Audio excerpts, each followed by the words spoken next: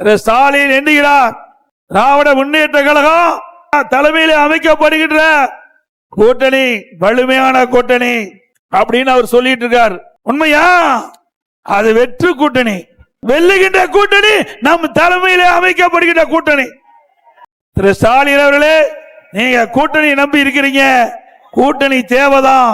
ஆனா அதிமுக தலைமையிலே அமைக்கப்படுகின்ற கூட்டணி வலுவான கூட்டணியா இருக்கும். பாருங்க, கொடி பறக்குது.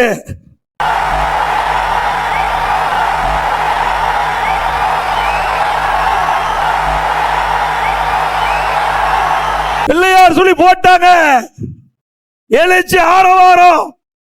ஸ்டாலின் அவர்களே, குமராபாளையத்தில் நடைபெற்ற கூட்டத்தினுடைய ஆரவாரம் செவிய தொலைச்சுக்கிட்டு போகுது. அவங்களுடைய திட்டம் நிறைவேறாது.